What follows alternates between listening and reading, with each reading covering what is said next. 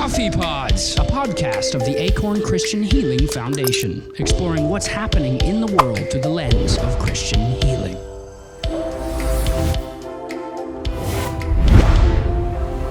Oh, here we are back in windy England. My sunflowers bit the dust this morning in the high winds. It was a sad day because they've given me such joy. We finally got the rain and the weather has changed, so perhaps it's a perfect time for us to kind of do inventory as we turn our focus toward colder weather and wetter weather and darker days. Goodness, that sounds gloomy, doesn't it? Yeah, it does. Well, okay, let me start with a less gloomy story, which might give us a segue into what we want to talk about today, which is sort of this personal inventory thing. We talked about strong women last week, and we pointed to the idea that we were going to do some self awareness in this podcast. So here it goes. There's a professor who had a class full of students, and he was wanting to ask them a question. He said, "Someone bumped into me, and I spilled coffee." And he looked at the students and he said, "Why? Why did I spill coffee?" And so the students were all sitting there thinking, well, this is obvious. And one of the students said, well, because somebody bumped into you. And the professor said, no. And another student, thinking they were more clever, said, well, maybe it was because the corridor was a little bit narrow and you bumped into him and you spilled your coffee. No. And the final one looked and said, well, professor, maybe it's because your coffee cup had too much coffee in it. It was full, and that's why you spilled it. And he said, no, the answer is simple. He said, I spilled coffee because coffee was in the cup that I was carrying. And so it's really important to think that when we get rattled, when we get bumped, when we're stressed, what spills over from our insides is what we're carrying on our inside. And so I thought that was a good thing for us to talk about. What's in our cup? You know, we talked about that at the end of last week, and for us to reflect a little bit on how we can find healing and growth and peace with what we're carrying on our inside. So what's in your cup? That's a big question, isn't it? What's in your cup? And I imagine it changes quite often, like depending on how you are internally or even externally, for a number of different things that impact you. And we're going to look at some stuff about like what fills our cup, aren't we? Before we go into that, we want to introduce Callum. So hey, why don't you introduce? We have a guest. We have a guest who is joining us for the first time, but really he's the brains behind the operation for a lot of what we do at Acorn. He's one of these invisible people who make such a difference on the way things look online and on the website and on the podcast. And he happens to be my son. So hi, Callum. Hey, thank you for having me. And I'm glad to be back with Lisa this time instead of just the two guys on the podcast. That's right. We did this once. I forgot that we did one when Lisa was away. So yeah, it is good to have you both. Yeah, the trio. And your journey is very interesting because you just finished a year of what was it called? PEV? MES, the ministry. Oh, sorry, PEV's Provincial Fiscal Visitor. Wrong. So we got so many letters in the church; it's hard to keep up. I have a PTO now, permission to officiate. So all these crazy things. Well, tell me what you did last year. Even though I do know this, but the listeners have no idea. Yeah, I don't want to be long-winded, but I spent the last year up in London in the Williston area working for a church as a part of a scheme called the Ministry Experience Scheme. They do that in every diocese. Well, they try to do it in every diocese in the Church of England. And the idea is to give you a feel for church life, church work, and it's also kind of sort of serves as a path into discernment. And for me, it has, because I've entered into discernment up in the Wilston area in the Diocese of London. So it's been a wonderful, crazy year full of twists and turns and lots of challenges, but I wouldn't trade it for the world. It's been really worthwhile to do. Well, yeah, so someone said you can't pour from an empty cup, that you have to take care of yourself first. So it sounds like your time in Willesden with Father Adam and the church there at All Souls was a chance to fill your cup with new things and new experience of God, which is kind of cool. The story is kind of fitting for me because I found myself the first day to the last day often brushing up against the walls of All Souls and Harleston with my coffee cup and having to be, excuse me, honest about what was in that cup on that day. So that story was quite fitting for me, especially for this last year. Cool. So just like we have things that fill our cup that are good things, there are also things that fill our cups that are hard things. We carry, I think my old counselor used to call it baggage. Emotional clutter and baggage, past experiences, relationships, be they good or bad, beliefs, values, things that were never really healed. And so one of the hard things is to know that you've got a bunch of stuff in your cup that may not be so good, and you have to make room for the stuff that is good, so that we're not carrying around all the bad stuff. So Lisa, what do you think about the emotional clutter that you carry? And are you like me? I mean, I carry this like large suitcase around with me wherever I go. And I Yes. pray each day that God might help me find a way to dump some of it along the side of the road. Yeah, totally. And do you know what's come to mind actually, just as we were talking about what's in our cup and baggage? I remember at one point in my life when I was living in Nepal, and a friend of mine said to me that she's like, "Have you heard this story?" And I think it might have been like a Lewis Carroll thing. So there might be people listening here who know what I'm talking about better than I do. But it's about how this person in the story had like an animal, I think, that they really loved, and they took it around with them wherever they went. And the animal eventually died. It's quite a gruesome image actually, but this that this person loved and took everywhere died, and they kept it like on their shoulder the whole time, always holding it. And it was deteriorating, it was smelly, it was gross, it wasn't helping in any way.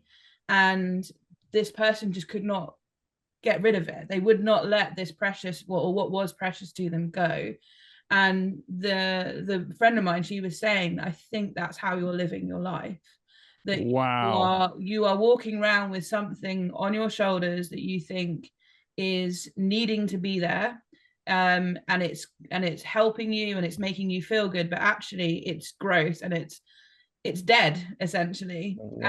You need to toss it aside. And that's kind of just, when I hear what you said about emotional baggage or whatever it will be, when I hear the word baggage in that context, it makes me think of that image of sometimes you've got to get rid of it. But that, maybe that's the hardest part, is the removing, the getting rid of, the working through. I think it is. I think when I think about baggage, I mean, I'm immediately taken to a place in my life which was quite painful. A practical joke was played on me back in, must have been 1983, 84.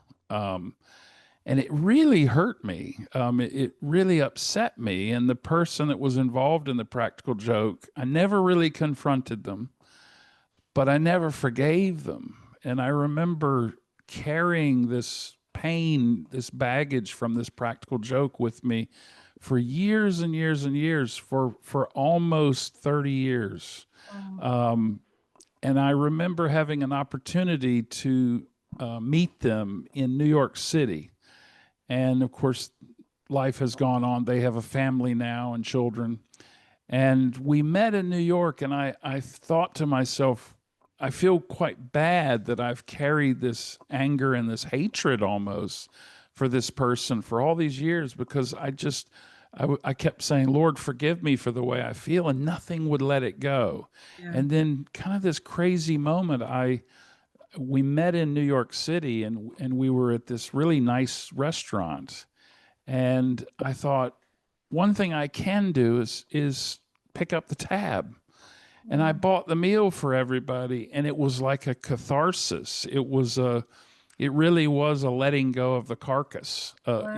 and there was an embrace after that meal, which was genuine, and it was almost restorative, like that relationship that died in 1984 suddenly had life again, and there was a newness about the reality of the forgiveness. It was a making room for better things in my cup moment for me. And I remember walking out of that restaurant and I thought, why did I do that? I couldn't afford that. I didn't have the money, but I did it anyway. And and they were actually, they had a whole lot more, they were quite wealthy family, and there I was at the time unemployed, and I thought, why am I doing this? But sometimes you do these things, and it's not about counting the costs. It's about doing the inventory, and God saying, this is what you need to do. You need to, what is it going to take for you to let this go? And so that's kind of one of my things, because I often would get rattled, and I realized that story and that hurt was still just under the surface. And it's so weird how stressful moments in life bring up some of our past pain. And that happened to be one of those unresolved things that I carried for over 30 years. So it's kind of cool that I'm going next week. I'm flying back to the United States for my 40th class reunion.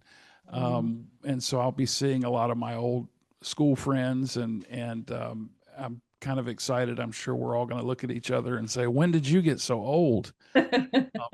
But it's great. It's going to be really good. I like what you were saying about making room in the cup for new stuff and the good stuff, because I think actually that is possibly the hardest part, is the making the room, because it feels so comfortable. Even like sometimes even the negative feels super comfortable because it's maybe what we're used to. And so I think, we're going to talk about some inner healing work shortly and what that looks like. But it's really important that we do that, and we don't get resentful towards people. I mean, you could have spent the last 30 years being super resentful, and I'm sure there were times where you did feel like that, but actually God did something in that moment where you and he got to share that dinner and you got to bless it. But I wonder, Callum, what you feel about, is there anything that's been in your cup, that good or bad? Thank you. This is a tricky one. I found myself asking myself lots of questions just then. How does one make space? I really like this cup analogy. It kind of gets me thinking in lots of different ways. Do we ever truly remove things from our cup, or does God help us transform what is in our cup? Is that I had. And if we can remove things from our cup, how truly do we do that? How do we know when we've tossed it to the side? Because I have things that are spiky in my cup, and occasionally something, as my dad just said, it gets triggered. And so how do we deal with that? And how do we know when we've dealt with it? And I guess kind of the final thought in that string is, do we ever truly deal with it, or is it always going to be there? I got a question to bounce off of that. If we put this in computer speak, because you're a tech person, if you have tons of files that are bogging up your computer because you don't have enough memory, and you're looking at the hard drive on your computer system and you're like, man, this computer's just not working right. It's inefficient. It's not doing great. Tell me, as a tech person, what are you going to do to get the computer working efficiently so that it doesn't lag, so that it looks good, so that everything works like it's supposed to work when you turn it on? Tell me how you fix your computer. Thank you. Yeah. Because And you've I see just done that recently for me. so great question. Things you do. And the second one, I'll leave it for the second one, is not the one that you want to do. The first one is you clean the hard drive. You wipe it, or you wipe the bits that are clogging it up. So that's the obvious answer. The second one, which is a bit scary for this But scenario. you can wipe it, right? I mean, it's possible to wipe the. Well, this is the thing about hard drives, which might ruin your analogy, is you never truly can clean a hard drive. There will always be bits of program, bits of files left. And isn't that what you just told us about forgiveness and the past? So I think that for me, in terms of my faith, the little bits of hard drive and my internal hard drive that are left, I leave with God. I mean, that's where my faith really comes into action, is when I know that I've done all I can at the end of the day. That little bit that's left, sometimes that's a lot of it. I look at God and say, look, help me out. I'm really trying. Right. What do you do after you've cleaned the hard drive? You cleaned it up and you've gotten as many of the fragments out of the way. What's next?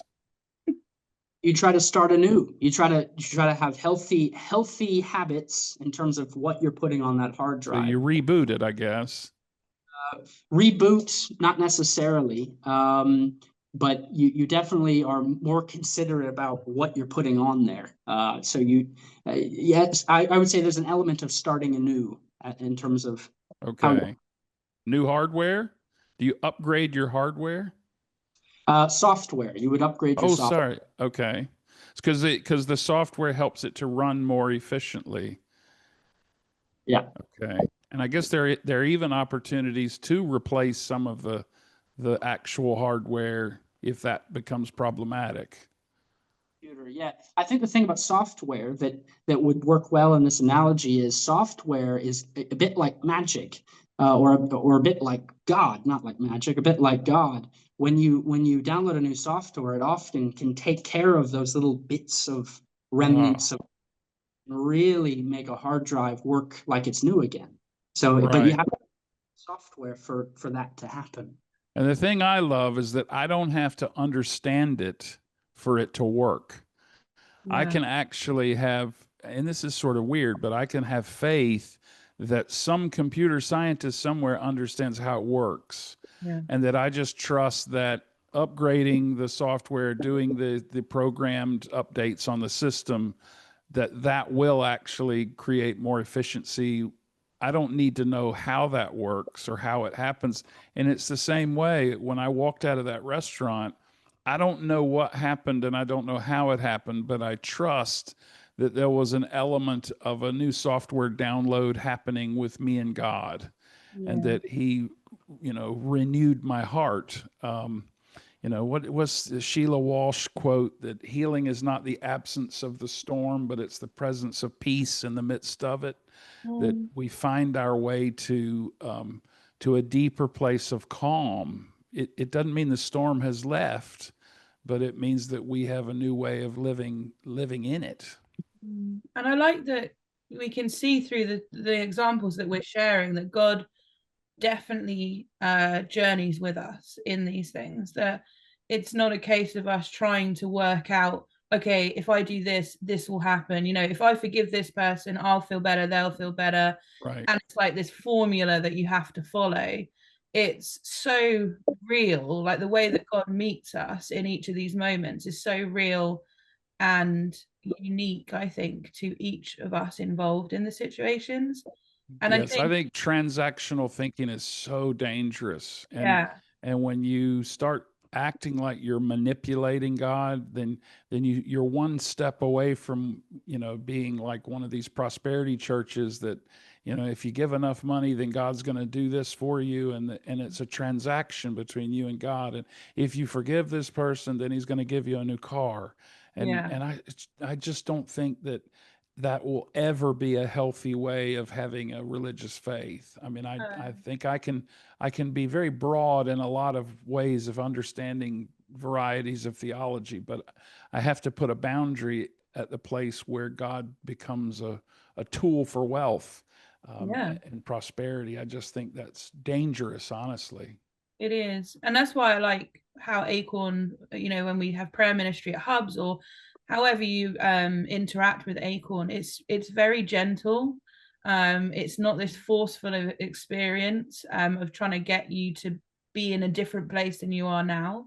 And it's really very prayerful as well in the way that we journey alongside people. And also it's holistic. So we don't really just look at one thing. We're looking at the whole person that God has brought to us.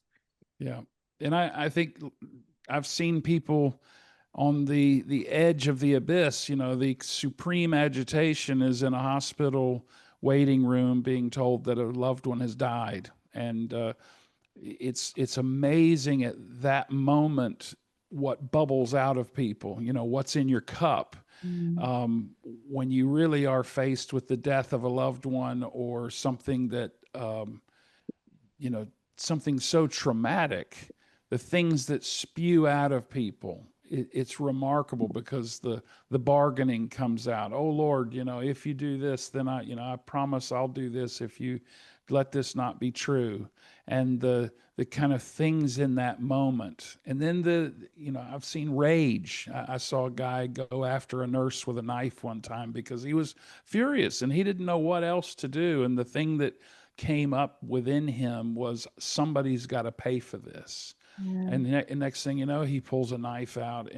And so you just hate to see people get to that place of being so far on the edge that the deep, deep depths of their brokenness come to the surface. And then they start being entertained, and the world sees that vulnerability. And, that's when, the inner workings of that computer are sitting in the middle of the room, and you go, oh my gosh, this is not pretty. There's some elements of the design of a computer that must look gorgeous, but then there's some things that probably are messy. When you get inside a computer and you see somebody's kind of hot-wired several things and you go, what in the world is that? Yeah. You wouldn't want people to see it because it's kind of your dirty, dark secret. So what's in your cup? It's not just about knowing the inventory, but it's about finding a way to become a better person, for us to become better people. Yeah. So what would you say would lead us to, let's say, greater transformation? What can help us to make sure that what's in our cup is good? I think that's a good question, because also, I know we're using an analogy here, but I'm thinking about, how did that coffee get in that cup?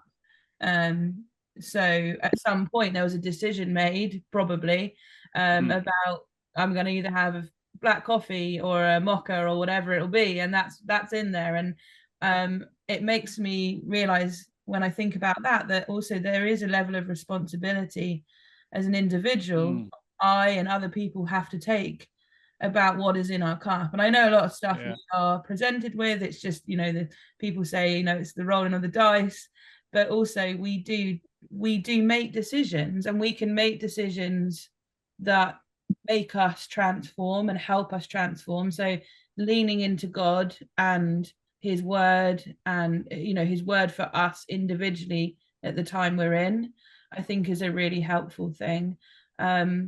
But I worry sometimes that people put the responsibility for their own baggage onto other people. It's, maybe victim mentality is part of that. I don't know. But Callum, should we bring you in and find out what you think? I think for me, the answer starts with Jesus, and I hope would end with Jesus. What does transformation look like?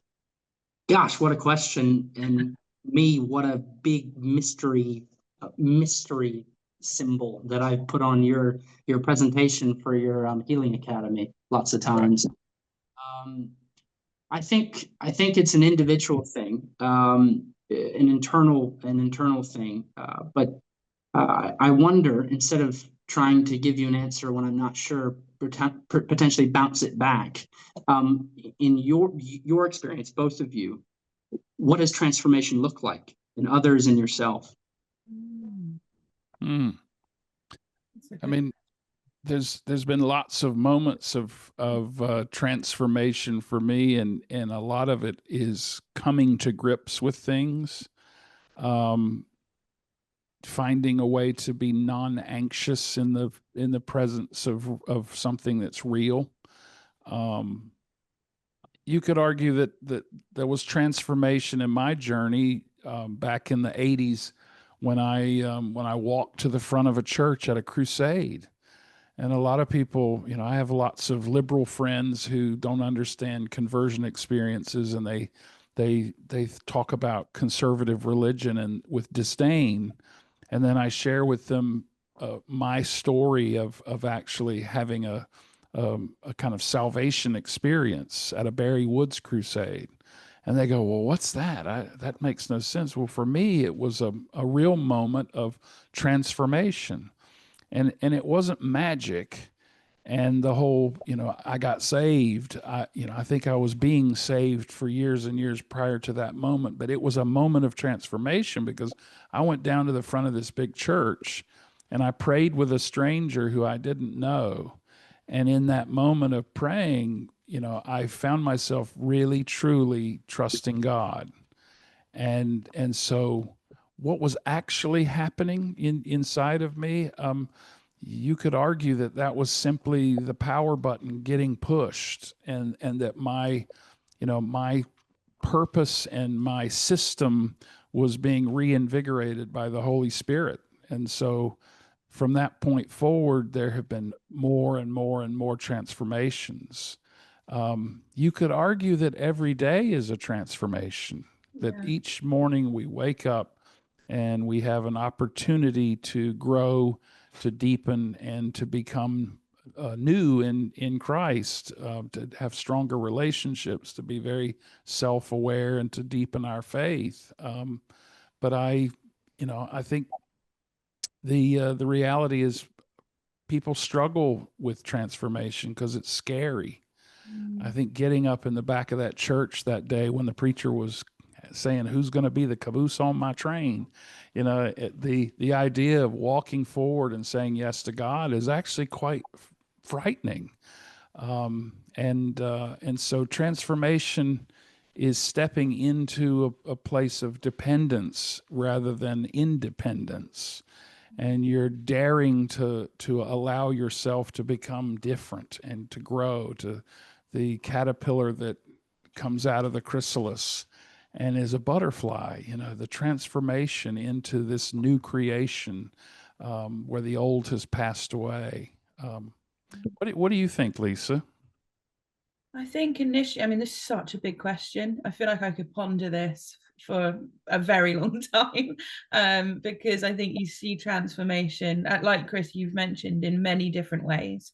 For me personally, I think it's very much about my being aligning with God's character and being as much as possible. And so things like, for me, I've always been a very anxious person.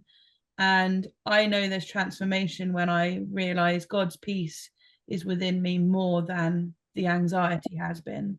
And that might change over a number of years. It's not that it always happens immediately. But very much, I'm just thinking when I used to do youth work and the joy I would get when I would see some of the young people making decisions that were more wholesome for them, and that usually would be that they've used their values that they've got from God and scripture and their Christian community, and seeing them make decisions and live lives that were just a lot more wholesome and holy, for them. I would say that was also transformation. And I'm one of those people where if I see people walking in their identity in Christ a little bit more, I get just so excited for them. I've always thought, why do I get so excited? But actually thinking about the word transformation, I think that might be why, because you can, when you journey with people, you can see them go from one place to another. And again, it's not always linear, but you see it happen and you go, that is a transformation. That is something to praise God about. Yeah. I have a former student that Callum will remember really well. And I don't think he'll mind me using his name. His name is Will Bigelow. And I hope maybe Will watch the podcast this week. But I've seen a transformation of a young college student who arrived at university kind of eager to grow up and to experience the world. And he had this hungry faith, and I've witnessed him go from that to being a really amazing school teacher now, and husband and father of two amazing kids. I mean, he really is making a huge difference in his church, in the school, in his family. It's such a blessing. And I just kind of sit back on, in the middle of the audience, kind of watching his life unfold. And it's a beautiful thing. And we love each other very much. And, I get WhatsApp messages from him, and it's so wonderful to continue to have a relationship with a kid that was 20 when I first started talking to him. And, and all these years later, to see how God is still alive and working in his life. And of course, Will remembers Callum when he was just a little boy. And so it's funny how how things come and grow and change. And yet the constant through it all is God's active presence and calming presence. Yeah, definitely. Do you remember Will Callum? I do. Yeah, he's a great guy. I remember when he had more hair than he probably does now. So It's we called him Will Bigafro instead of Bigelow. I love you, Will, very, very much. Now, Will would appreciate some facts. So let me give you some hard facts. Because I went and dug this out. It is actually in your best interest to be a forgiving person who is self-aware and thinks about what's in their cup. Johns Hopkins medicine reports that forgiveness can lead to lower blood pressure, reduce pain, better sleep, decrease levels of anxiety and depression. Chronic anger, by contrast, activates the fight or flight response, and that raises blood pressure. So it's in your interest to be a forgiving person. Also, a Harvard health study found that forgiveness not only improves your mental health, but it does lower your heart rate and your blood pressure.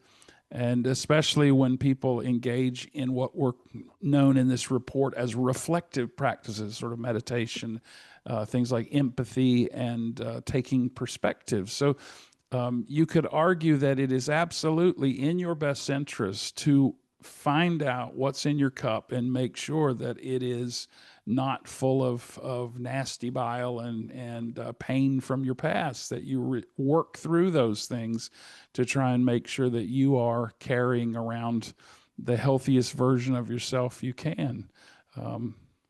As Gandhi said, be the change that you wish to see in the world. So we should try and become the person that we're longing to find in the world each day when we leave our house.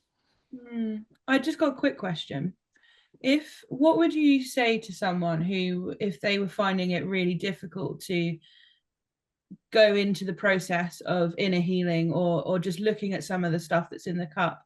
I remember once doing a sermon when we were at Whitehill Chase at Acorn, and we had a big wooden cross, and we were talking about bringing our stuff to the cross. And I remember one person at the end came up to me and they said, I hear what you're saying, but I can't even pick it up to bring it to the cross. It was just, bringing it to the cross was just such a hard thing for them to do. What would you say, Chris, as a minister to someone who was finding it particularly difficult to do this? I mean, it's so hard because everybody is unique. And I think the worst thing that we can do as Christians is try and prescribe the behavior of other people, and to say, because how many times have we come across other Christian leaders who tell us what to do, tell us what we need to do, and tell us what's in our best interest to do. And so that model of leadership, I think, often pushes people away and in some ways pushes them deeper into their pain. I think the better thing to do is, I used to call it relational evangelism instead of confrontational evangelism. You just come alongside people, come alongside them and walk with them for a little while. And you don't have to tell them what to do. You don't even have to tell them what you see. You actually give them an opportunity to tell you what they're looking at as you walk along. And then there may be opportunities in that to for them to say, "Hey, can you hold this for me for a second?" I know in chaplaincy, there's a lot of times when you just walk along with people in their rooms as they're suffering from a disease or they might be dying, and you have these little moments where the patient who's sitting there will give you this piece of emotional baggage, and they'll just hand it to you as a chaplain, and they'll say, "Would you mind holding this for me?" And they'll tell you something that's deeply personal. Maybe that they cheated on their wife, or maybe that, that they had a child that nobody knows about who lives in California. I mean, you find this incredible stuff, and they just say, "Would you hold this for me?" And this is a person who's about to die. And you think, what am I doing in that moment? I'm basically just giving them an opportunity to find God's holiness in their life. And so sometimes you need to give someone a chance to rid their cup of the stuff that's kind of gathered on the top. Have you ever had a drink and it has a little film on the top of it? Yeah. And you think, "Hey, would you just kind of scrape this film off so that I can drink the drink?" And so I know we're just killing this metaphor to death, but but really that's what it is. The Psalm 51, "Create in me a clean heart, O God, and renew a right spirit within me." I don't know how that happens. Your question was like, how do we companion somebody who's searching? Yeah. You can't beat them over the head, but you can love them. You can love them and walk with them and really be a reflection of God's love to them. And I think sometimes that's the most powerful thing you can do, is just to embody the love of Christ with somebody who's struggling. Non-judgmental, non-anxious presence, all that stuff that you learn. I think that to me is the best way. Then they'll look at you and they'll say, "Man, what's in your cup? There's something good in your cup, because you have a countenance about you that I want to know what's going on with you." Back to my friend Will Bigelow. When I used to see Will, he always had joy in him, and he still does today.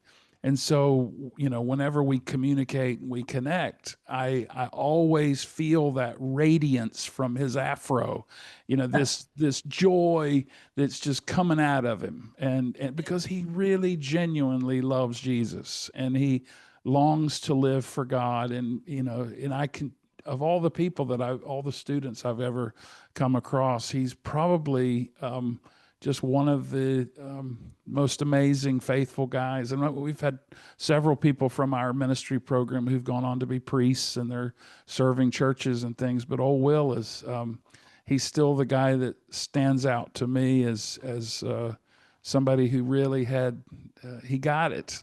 Yeah. And in a way, it was kind of like that. Is it Japanese porcelain art, where if you have a cracked piece of porcelain, they put it back together with gold. Yeah. And don't they celebrate the cracks? Yeah. And the beauty of the object is the fact that it has all of these cracks. And I think there've been a lot of people in my life who I look at and I say, I think what makes them beautiful is not that they're these pristine, beautiful cups, but they are broken clay pots who understand that the treasure is within them, and that they embrace their own reality and their frailty. Yeah, absolutely. So why don't we sort of bring it to a close with a short reflection? And I know you've got a couple of questions that maybe we could ask at the end of our day.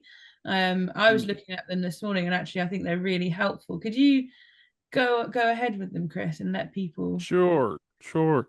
Before I do, though, Callum, do you have any kind of final thoughts listening to us blather on about things? What are your thoughts on all this, and how do you see Acorn doing something positive to make a difference with what we're saying? I think transformation is the name of the game. I mean, Acorn seems to be all about transformation, and an approach that's helped me in the last couple of years is to see transformation not as an end goal, but as a way of life. And I think Acorn is right there with me in terms of seeing it as a way of being, to be daily transformers. That sounds like we're talking about robotic creatures that turn into cars, but to be agents of change and agents of love in a world that sometimes pushes back against both of those things. Yeah, that's really helpful. I love that the approach is that it is a way of life, because I also think it makes it a little bit more approachable, and maybe easy is not the right word, but if you think of it as an end point, it's like, oh my word, at some point I'm going to have to get to that point. How do I do it? Whereas daily, it's just like, well, we'll tackle this today. Yeah. Yeah, I love that, Callum. Thank you. Well, I think one of the neat things is the fact that Mr. Callum has helped us with this, which is the Acorn Christian Healing Academy, which starts this Saturday. And this is actually one of the title slides from the event. So I'm kind of excited that we've got this really cool presentation that's queued up and ready to go. And Callum's been very much a part of making it look better. His old man is not real talented at all the fancy bits, and he has helped package it in a way that hopefully will inspire people to think both about healing and about the theology of healing, which is our theme for this coming weekend. And the academy will be up and running. And how many people are coming? Have you looked at the numbers? We've got about 50 people. 50. Oh. And some of those are going to be meeting like in groups, right? Yeah, There'll be I heard yesterday there's another group meeting in Northern Ireland, so you can come as an individual, and kind of like we are doing here on this podcast, or you can meet in a room with a group of people and listen and watch and practice the bits together. And it turns out quite a lot more people are doing that, so that's brilliant. Great, be great fun. And I thank Callum for cleaning up our Christian Healing Academy cup, so that we have good quality materials on the inside of the cup to present that's palatable, and people hopefully will take in some good stuff and carry it with them throughout the rest of the year and maybe the rest of their lives.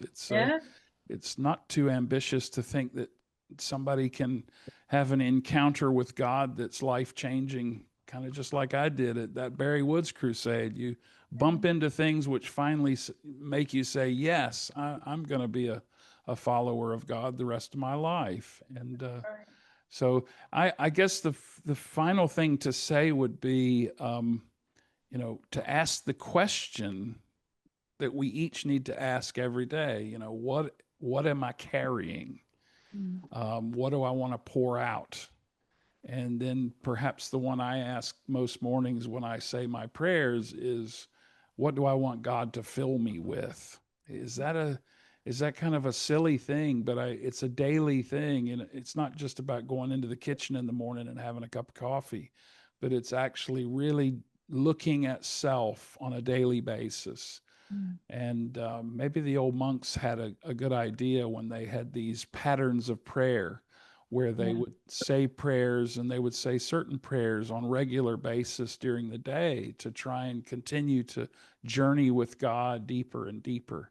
And so I guess that's kind of what I want to do. But the folks that are listening at home, I hope they'll go away from this podcast and they'll go, well, what have I been carrying? What do I need to do about that? What am I going to get rid of today? Lord, what am I going to ask you to forgive me?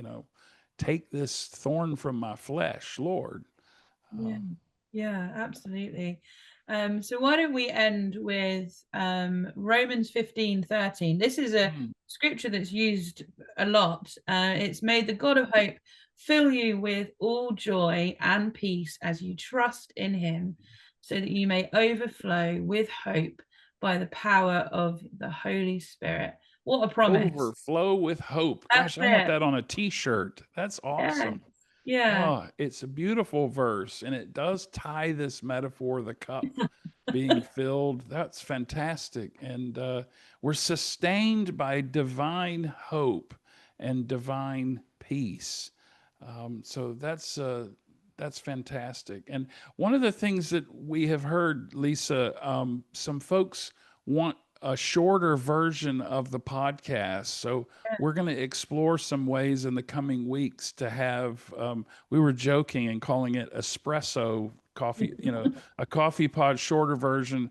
We'll come up with a clever name for it, but maybe carve out a couple of the good bits from each episode and create some short form content, thanks to Mr. Callum, who That's it. Yeah. is the gifted one who can do all these fancy things. And so I'm not sure when we'll get started with the shorter form, but we'll get cracking on it. And I haven't even thought about next week, but I'm thinking that because it's the Academy and we're talking about biblical healing and theology of healing, I think, as we promised, we would be thematic and stay with the theme. So I think next week, let's talk about different interpretations of healing, and the fact that there are lots of people who don't believe in healing and lots of people who believe in different kinds of healing. And why don't we just have a podcast about faith and doubt? Yeah, that would be fantastic. Yeah. Okay. So come to the Academy, gather some information, and then listen to the podcast where we'll have an even further discussion. It's not too late to register, right? They can go to the website and they you got to register to get the link so that you can join us, because it's all on Zoom. It's not in person.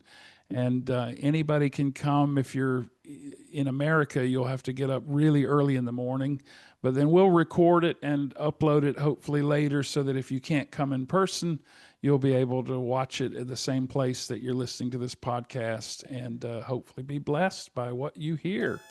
Nice. Well, thank you so much, everyone, for listening. We'll catch you next time. Callum, it's so good to have you with us. Thank you for getting us thinking a bit more and getting some questions to us.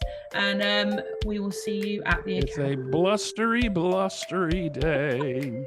But and subscribe. Subscribe. That's it. That's the one.